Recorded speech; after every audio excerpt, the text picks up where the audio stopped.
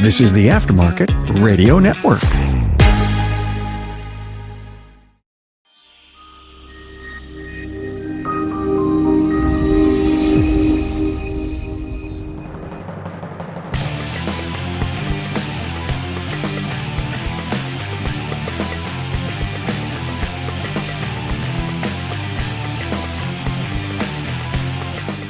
Our topic today, stop selling from your wallet.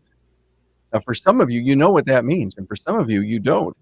And we have one heck of an absolutely great way that we're going to kind of explain all of this to you. You're coming live from the Remarkable Results Radio Podcast studio, and the show we do on Tuesdays live is now a podcast, Aftermarket Weekly. We actually have a guest host, and we do a virtual live shop tour. That one is so much fun to do. But, you know, I love the Town Hall Academy. Love the Town Hall Academy. Hey, let's give a high five out to the great sponsors on the show. You know, now more than ever, you're focused on bringing cars through your bays safely and efficiently. ShopWare's shop management system offers a completely contactless workflow for you. Your customers can review, approve, and even pay for the repairs right from their smartphone. Request a demo at getshopware.com. Hey, your customers want you to do what you say you're going to do, and it should be the same with your marketing company.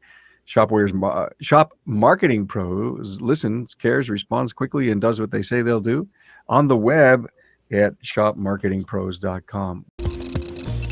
So here's who's with me. Great business coach, Brian Gillis, owner of UNet Results. Thanks, Brian. I saw you do this on another virtual thing, and I said, gotta have it. He's brought with him a couple of great clients. Andy Arndt, owner of Arndt Automotive in Malta, Illinois. Hello, Andy. Hi, Carm. How you doing? Good, man. Nice to see you. Keith Knowlton's here from LKS Auto Repair in Bremerton, Washington. Hey, good morning. Good morning. Hey, any rain up there? Oh, yes. Yes. I knew the answer to that. I knew the answer to that. Well, hey, look at too many times, gang, we think about our own money tolerance, you know, Brian, instead of our own needs. You know, somebody may come up to me at, you know, dinner with our friends and said, hey, I just went out and paid X for something. And I would sit down to myself and say, I'd never pay that for that. Right. Mm-hmm. Mm-hmm. And then I tell somebody that I paid X for this, and they go, "You're crazy. You should have shopped more." And so we all, and that's the whole purpose of what the show is about. Again, we're going to be doing this really cool game. And if you're with us out on social media, we'd love to have a like, a comment, check in with your city, share this with your friends, and more importantly, chime in with the with this game that we're going to play. So, Brian, glad to have you here. Welcome, and it's yours. Thank you, Carm. Thanks for having me. Yeah, so we came up with the game that we do, and the purpose of the game is to kind of open up our eyes a little bit, get these light bulbs to go off, and figure out that at the end of the day, it's really impossible for us to make decisions for the customer, decide if this is a lot for them to spend or have we met this customer's threshold. And so we came up with a game that basically we just have items that we put out there. I'll put out there. Here's our list here of items that we're going to talk about today. And then I'm going to ask of everybody here, you know, what is a lot to spend on these particular items in their opinion? You know, what's their threshold, their kind of line in the sand? And typically when we do these exercises, what we see is the numbers are just all over the place. And so it just serves as a great exercise and a reminder that, hey, everybody's numbers are different. There's no way we can determine what they are, you know, and so this is a great game. It's fun. Every shop owner can play it with their crew, you know, front and back, and involve the team. And everybody kind of goes away after having a little bit of fun with a new understanding that, hey, you know what? That's spot on. We don't know. We have no idea. So fun game. So we can dive right in if you like. And like Carm was saying, if anybody out there wants to throw their numbers out there, you know, type them in, then that'd be great to just kind of see how you stand. So let's get started then. So first one's going to be a gym membership. And so we kind of break it down monthly, and I'll just go around and I'll share my threshold as well. And so, Keith, what's a number for you? What's kind of your threshold gym membership? If you don't recall, Keith, I have it up on the screen for us. Because I got it here. I forgot my numbers. So I've got $15 on mine. That would be what I would pay for a monthly gym membership. All righty. All right. And then, of course, Andy. Well, I had to ask my wife because we have a gym membership, but I have no idea what she pays for it. But she said it's $50 a month, so that's my number. All right. And then for me, it was 30. And just obviously, it's kind of an in the middle number there. But for me, I work out mostly at home, so that's why I wouldn't probably spend too much on a membership. And I'm impacted by the nines, 39. I don't know why. Everything I see has a 9 at the end, right? All right. So then the next one that we did was, what's a lot to spend on a pair of dress shoes or boots, right? And originally it was shoes. I changed it to dress shoes just so we could get a little bit closer in our numbers. And so, Keith, what was your number? My number is $250 because I love my feet. All right. And then Andy? Mine was $150. I buy a pair of cowboy boots. I wear them for dress for a while, and I turn them into work shoes. All right. And then mine's $100. I think, maybe I go through them too fast, but that's about what I'll spend. And I'm at 125. And I don't know where I got that number because I'm a sneakers guy, but that's what I would pay for a really good pair of sneakers, and I'd buy that once a year.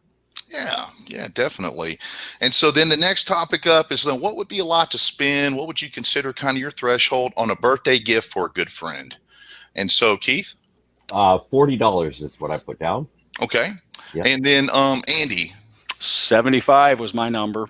All right. And as we can see, I chose $100 for a gift. Mm-hmm. You have really good friends.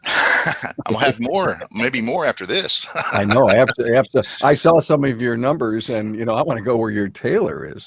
Yeah. $100 for me. Yeah. All right, right on. And then just to kind of keep it spread out, the next topic we did was a surround sound system. And Keith, what did you have there? I had $200 on that one. All right. And then Andy? I really didn't have a clue, so I went with $1,000, and looks like I was way too high there. See, this is the thing. There's really no right or wrong answer, and it kind of is what it is. And I know you're a big music fan, so yeah.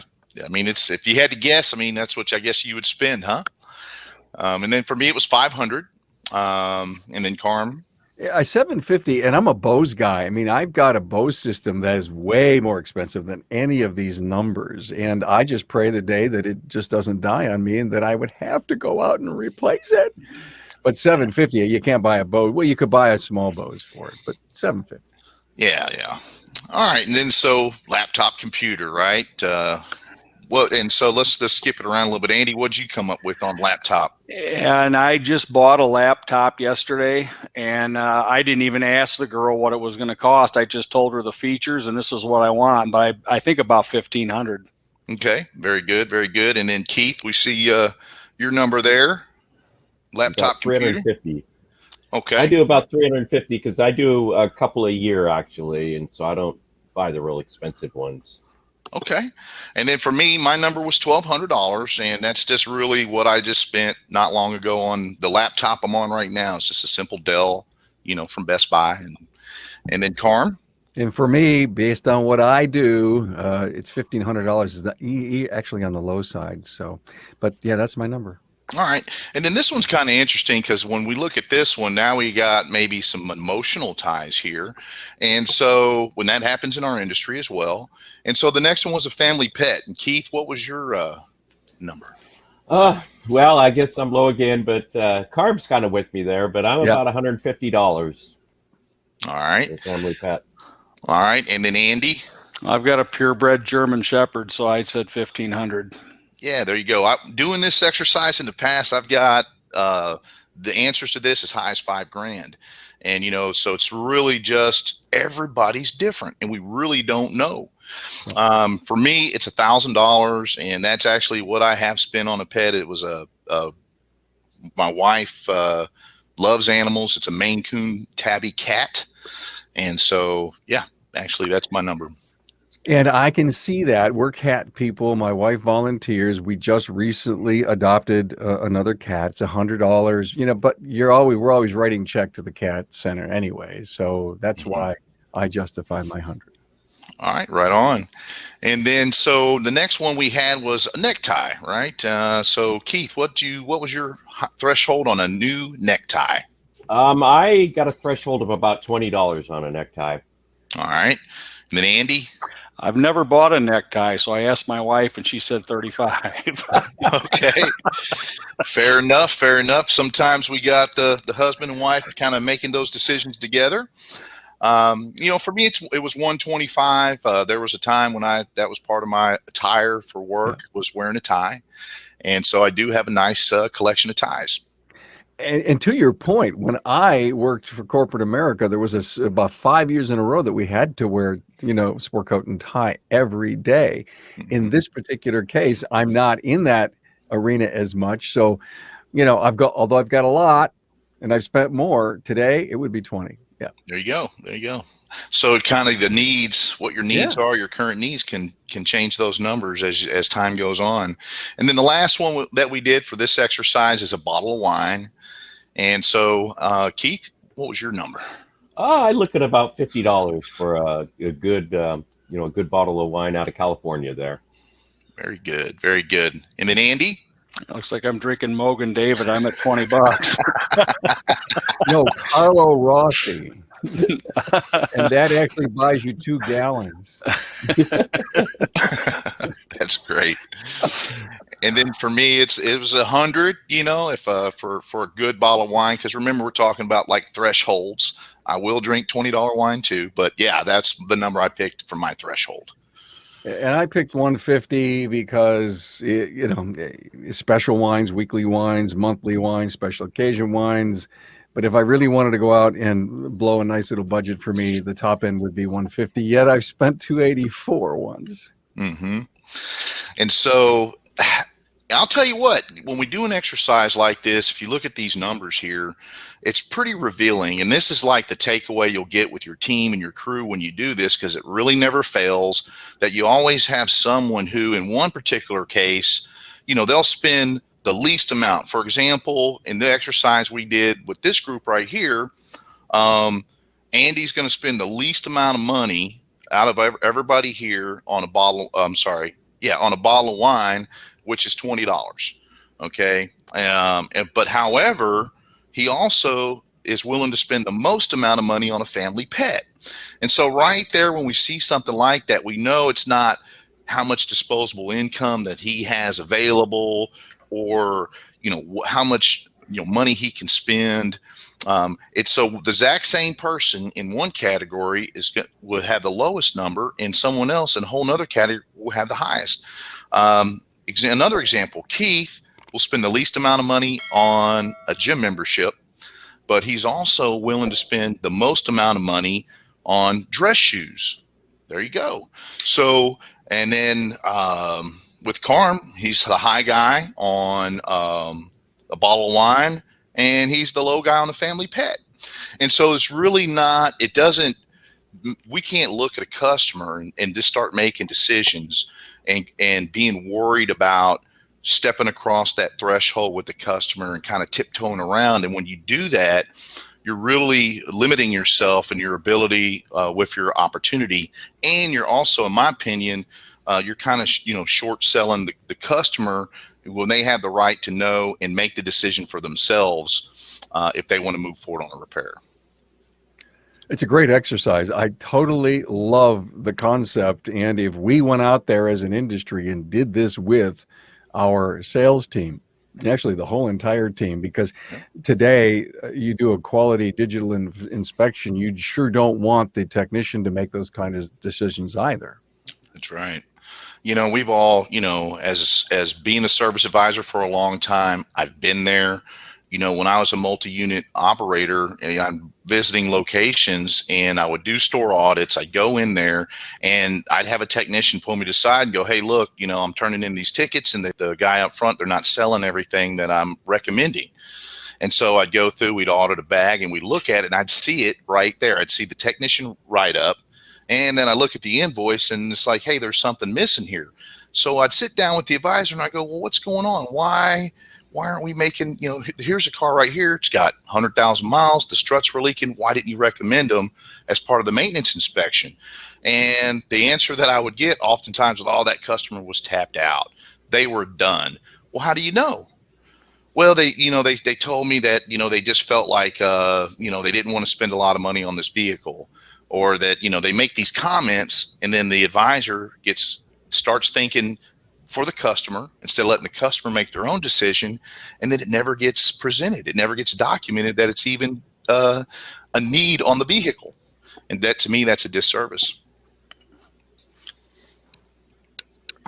Yeah. So I guess one of the things that I'd like to know, Keith and Andy, is this isn't new to you. We've done this before. You've seen the impact this can have on your counter. Let's talk about the value of the exercise and the training that's necessary so that we're not, we're not spending their money in our mind. Oh, so I had an advisor that I observed. Somebody would come in and they didn't have a coupon. They may not even have known that we had coupons available.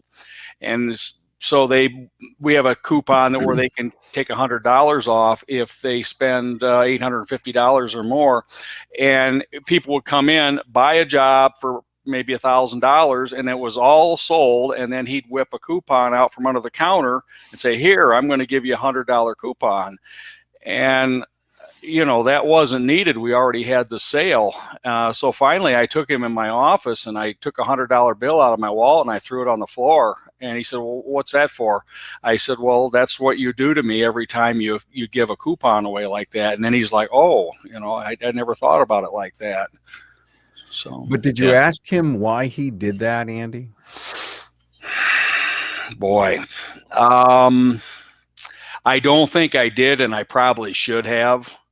I keep thinking about the empathy thing where, I know these people for a long time. I've heard some stories, they got to pay for college, and so many things impact how we feel about our customer. Mm-hmm. And of course you give them the power to have that coupon underneath the counter. It's almost like, and let me just share a thought that I had. Okay, you can give one a week out in a really tough situation where the sale has to be made by using that, not post.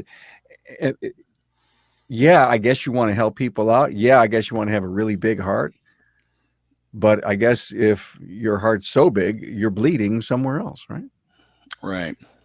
That's right. And it's a lot of times shouldn't really even be optional. You know what I mean? You can't really go into a lot of business and just start negotiating prices with the person that's selling the product.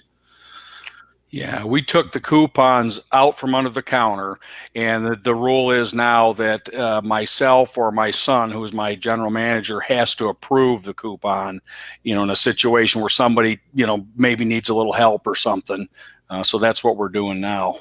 But we had to identify that, problem and take care of it. Keith, do we tend to help older customers out and it's because we want to help them out, senior citizens, Social Security. Is that a big thing here, Brian, Andy, Keith? It seems to be to me. I'm always kind of aware of the customer's conditions or the customer's area, and so I kind of hold back a little bit on some of those, usually taking care of most of the safety related items, and then kind of setting some of the maintenance stuff on the back burner, or some of the less, important things, I guess. And so that's kind of my problem. As a coach and trainer, Brian, how do you, what do you teach on that?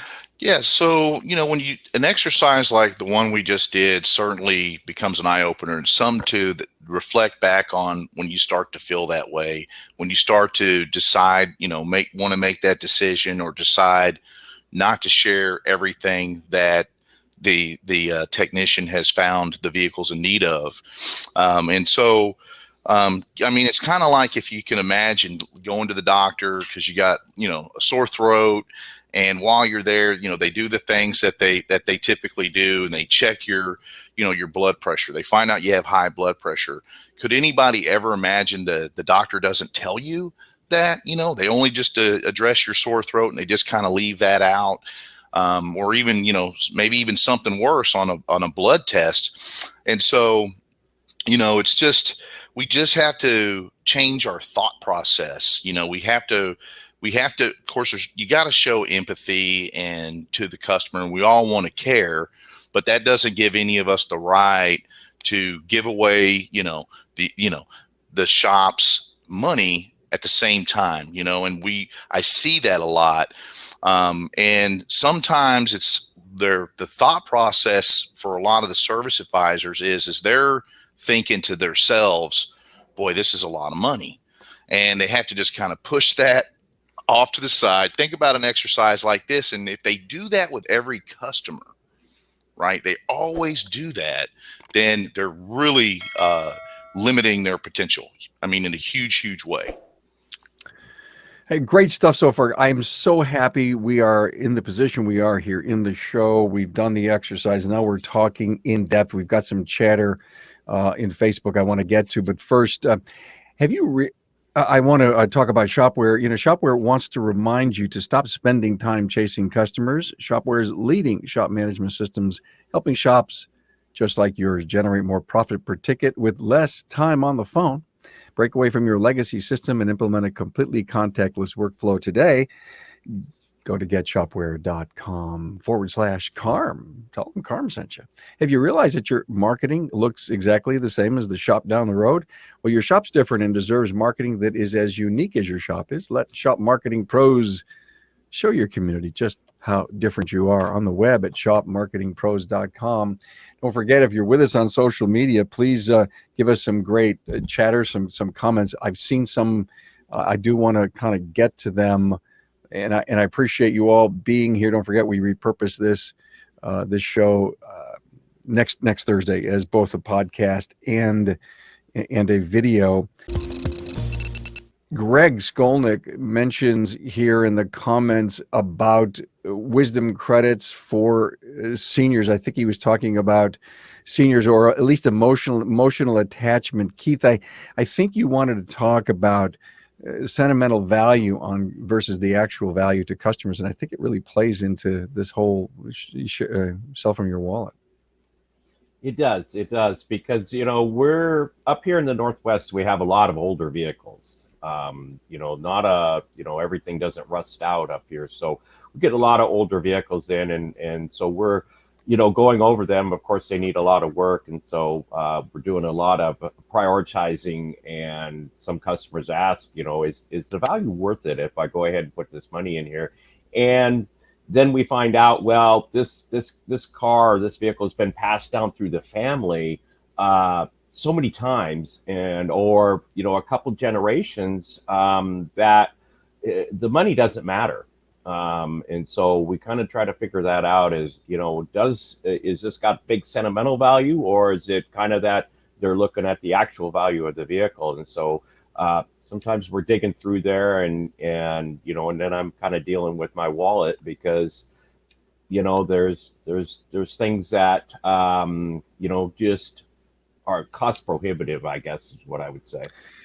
I love Greg.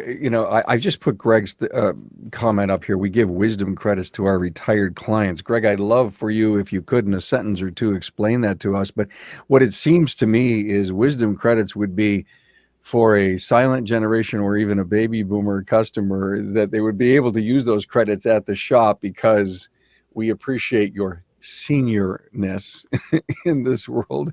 And that takes the place of discounting and dropping coupons and stuff. It's a kind of a steady thing to build retention. I believe that's what Greg probably is talking about. You guys ever do something like that?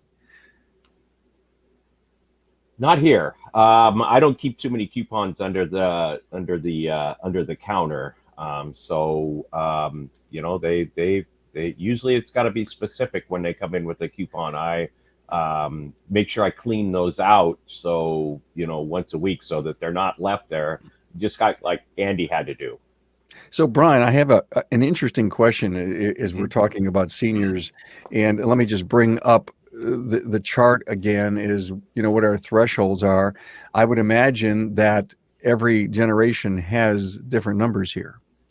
And if you were teaching me, Brian, as a service, excuse me, as a service advisor, that when a person with gray hair comes into the counter and they would have different thresholds, they've been through this training, they get it. What guidance would you give them with at least the boomer generation? Well, I mean, I get the empathy and having sympathy and, the senior discounts and things. What I would actually recommend would be to already have it pre-established. Have it, in your budget, right? There's such a thing as a senior discount that all the seniors get, or a military discount, or frontline workers, or school teachers. And then if it already exists and it's already established, then then you don't have to really think about it, because the rule's kind of already there. It's not up to just their own discretion or how they feel that day. It's like, hey, let's just follow the rules. And so I'd probably encourage Andy, if you got a soft heart like that, or you want to give those type of discounts, then just make it across the board. Everybody gets it and it's in your budget, and you can kind of account for that. You can be prepared for that. Keith, Andy, you had a service advisor who didn't want to do the right thing on a tire. And again, I think it goes back to the fact that he didn't want to spend what he thought was a lot of money on a brand new tire. So he'd rather do a $20 repair for the customer, which really wasn't even right. Right. And that gets in the way. Yeah, it was a situation. We had I think it was a college student, and she didn't have any money, and her dad was paying the bill, and he acted like he didn't have any money. I'm not sure what the real situation was, but it was a tire that had a puncture very near the sidewall, and it's one that we never should repair that tire. And he wanted me to my service writer wanted me to make an exception on this one and patch it. And I said, you can't patch this tire. This is a safety issue. But, he was trying to put money ahead of safety, I think. And in my world, you never do that. So, and in the long run, the guy did buy a tire. So he found the money somewhere. Amazing. How many times, Brian, Keith and Andy, do people come in and plead the poverty story? I mean, what percentage of that is really true, you think? Well, I mean, we see it. We work from the whole spectrum. We have millionaires that come in, and we have college students and people that don't have a lot of money. But we can cut corners sometimes, but if it's going to affect the safety of the vehicle, I just won't do that. Brake lines, we're near Chicago, we're in the Rust Belt, we have brake lines rusting out, and we'll get a car in, it needs all new brake lines, and they want me just to fix the one that's bad, and I won't do it because as soon as they go out, they'll blow another one. Man, that's the right answer, Keith. If you compromise the safety of the vehicle, you're doing wrong for the customer, no matter if they say they do or they don't have money. And you're right. There's a lot of people, especially this year, that are pretty tough shape. Yeah, definitely. Pretty tough shape. So I guess maybe more than ever, stop selling from your wallet. It may be even tough to do, Brian, because we don't want our customers to go away. They've been with us a long time, but they're done on their luck. So if, as Andy says, get them to a certain point where the vehicle is safe, and help them out. Well, there's always options, like you can prioritize for a customer, but it's never an option to not present it. Um, and kind of what you were asking earlier, to Andy, you know, do we buy it or not? You get these tells of woe. Hey, so you honestly, I don't think you can even don't even think about that, because there's professional negotiators out there. Like it's their aim to get the best deal. They've got all the coupons, and so they can check out at the grocery store, and then the grocery store owes them money, right? And so there's professional negotiators, and so you really can't. You gotta really filter all of that out. Just be a professional. And I'll tell you, some of the customers that live in the biggest houses, drive the fanciest cars, they're holding on to that money tighter than you can imagine. And that they're a lot of times they want to make a deal, they want a discount. And so it's really not, if when we do these exercises, it's never, if any of you shop owners out there that are listening to this, do this exercise with your team, what you're paying all your people. What you'll find out is not a measure of who's making the most money, who's got the biggest income.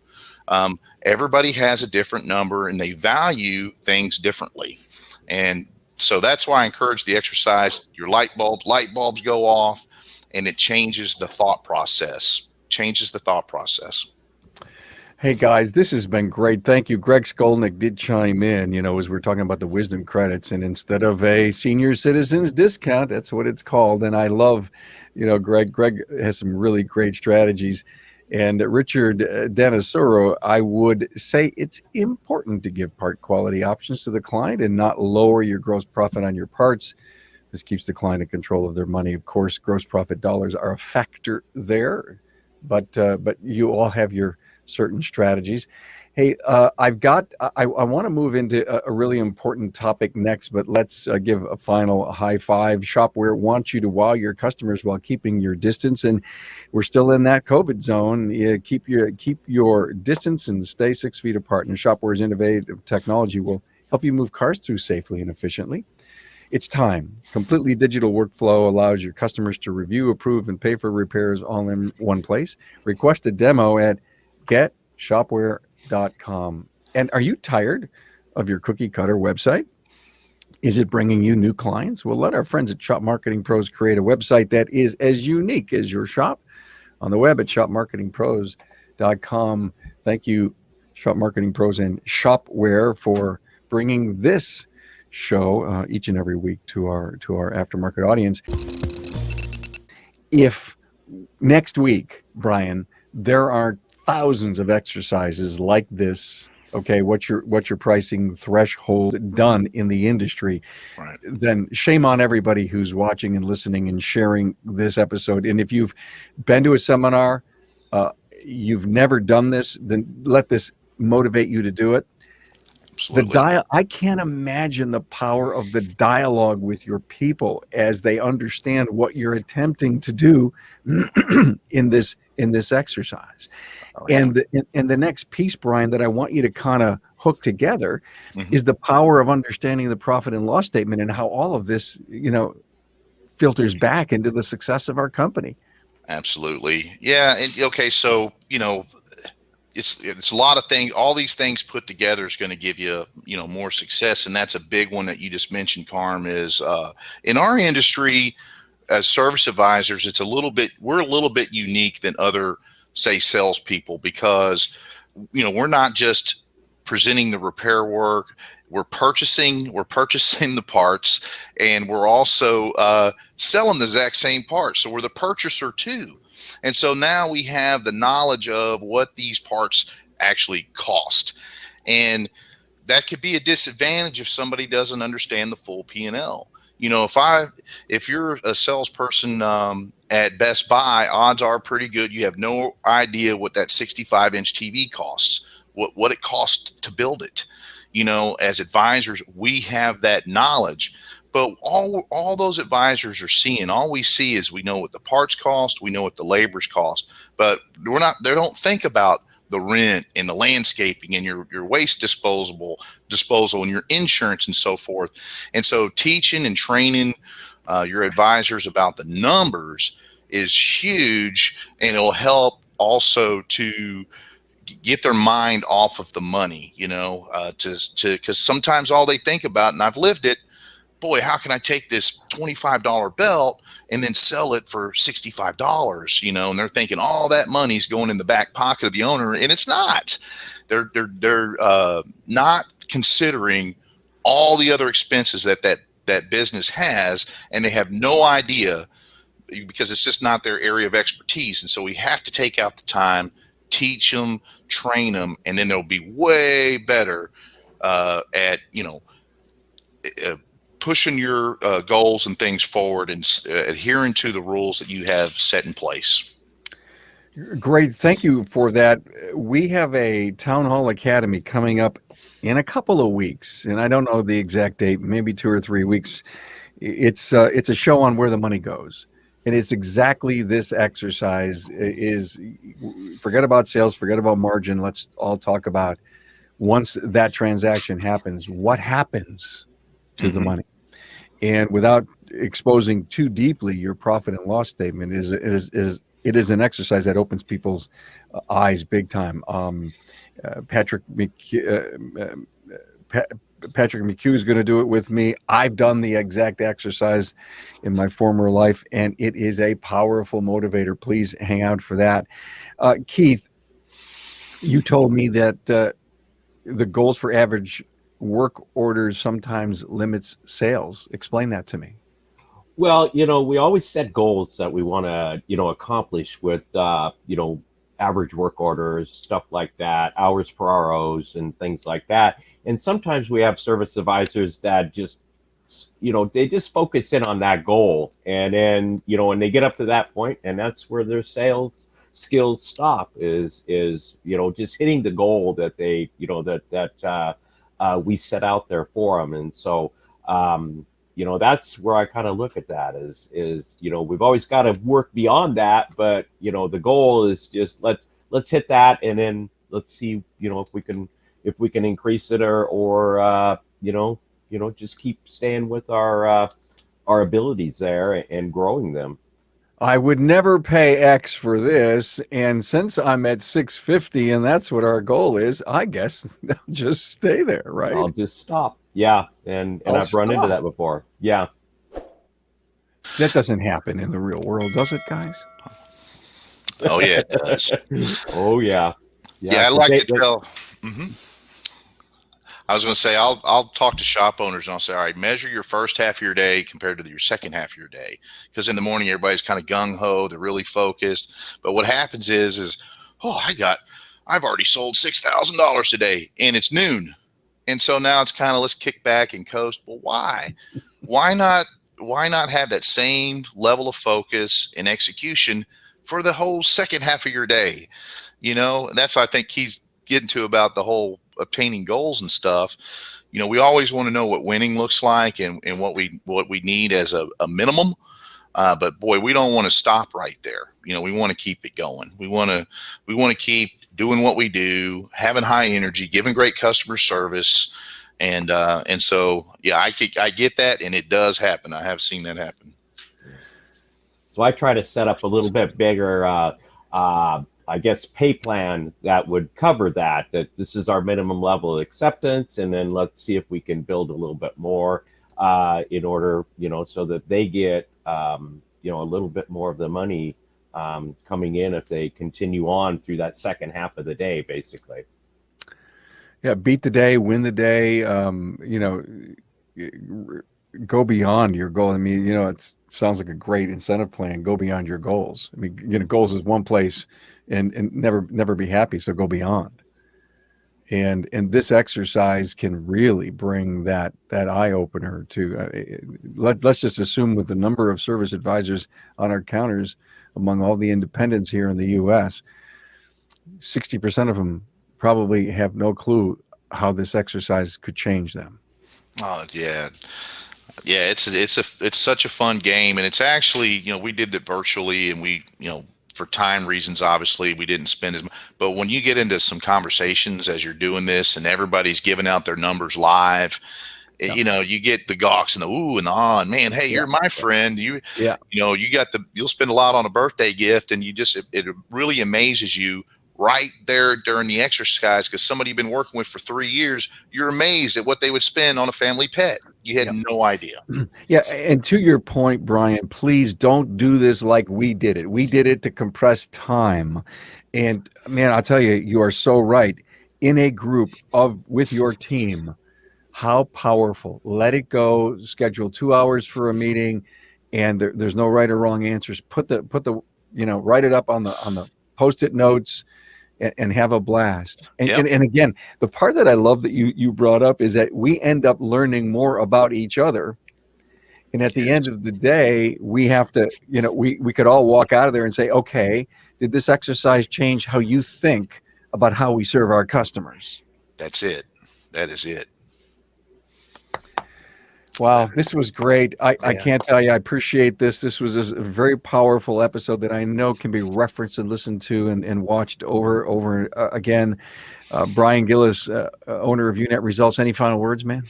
Hey, you know what? I appreciate you having me here, Carm. Thank you, Keith and Andy, for being here with me. And yeah, I say just go out there and run this game. You'll have a great time. Won't regret it. And the light bulbs will go off with you and Beautiful. your team. Andy Arndt, owner Arndt Automotive, Malta, Illinois. Anything final, Andy? I think Brian's doing a great job with my advisors, and I've worked with Brian for several years. And when he asked me to be on the show, I said absolutely. Cool. I'd love it. Your first time here. Thank you. You too, Keith. Keith Right. Knowlton, LKS Auto Repair, Bremerton, Washington. Anything final, Keith? Just that it's always about training. We're always training, always trying to get better. And that's what we have to do as owners, is always identify the next training need for the people that work for us. Well, guys, thank you all so much for being here. I appreciate it. And everyone, have a great weekend.